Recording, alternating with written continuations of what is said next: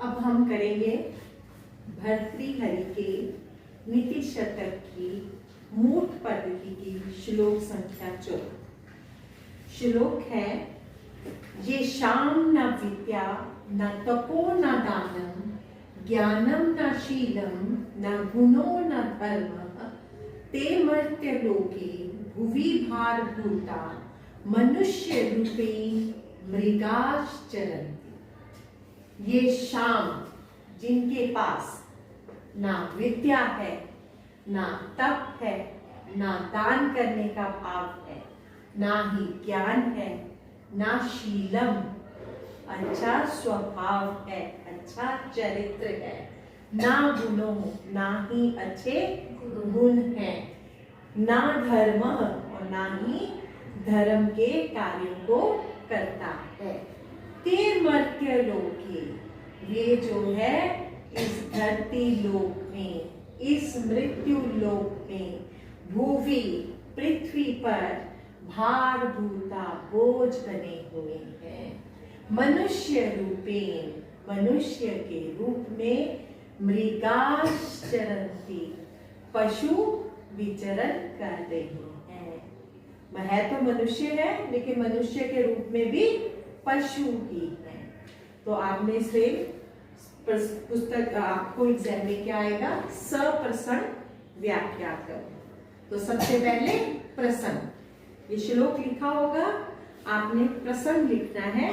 तो प्रसन्न में क्या लिखोगे, प्रस्तुत पद्य या प्रस्तुत श्लोक भर्तृहरि के नीति शतकम की मूर्ख पद्धति में से लिया गया है। और इस श्लोक में मनुष्य के उदात्त गुणों का वर्णन किया गया है।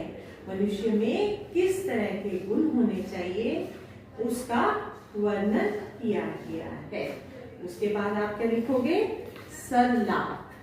तो सरलार्थ में क्या लिखोगे कि जिस मनुष्य के पास ना तो विद्या है, ना कोई तप है, ना दान करने का भाव है, या ना दान है, ना ज्ञान है, ना शील है, ना गुण है, ना धर्म है, वह इस मर्त्य लोक में, इस पृथ्वी लोक पर भार बने हुए हैं और मनुष्य के रूप में पशु विचरण करते हैं।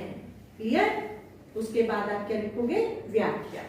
तो व्याख्या क्या है, इस पद्य में भर्तृहरि जी ने या कवि ने जो है विद्या, तप, ज्ञान, दान, शील आदि अनेक मनुष्य के लिए उचित गुणों की प्रशंसा करते हुए कहा है कि मनुष्य ने मानव शरीर पाकर अगर किसी प्रकार की विद्या को ग्रहण नहीं किया, या विद्या प्राप्त नहीं की, या किसी प्रकार की तपस्या नहीं की, दान आदि देकर परोपकार का काम नहीं किया, और ना ही विद्वानों की संगति में रहकर ज्ञान को प्राप्त किया, और ना ही अपने चरित्र को आदर्श चरित्र नहीं बनाया, जिसने वो क्या है, और जिन्होंने कभी क्षमा, दया, निपुणता या दाक्षिण्य आदि गुणों को अर्जन नहीं किया, जिन्होंने इस बात का ज्ञान प्राप्त नहीं किया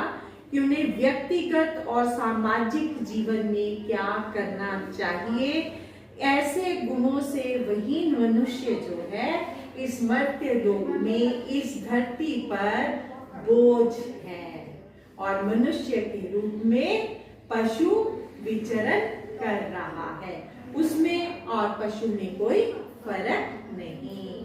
तो मनुष्य में ऐसे गुणों का होना जरूरी है। विद्या को प्राप्त करना है, तपस्या करना है, ज्ञान प्राप्त करना है, विद्वानों के संग में जाकर अच्छा स्वभाव, आदर्श चरित्र बनाना है, अच्छे गुणों को अपने अंदर लाना है, धर्म के कार्यों को करना है।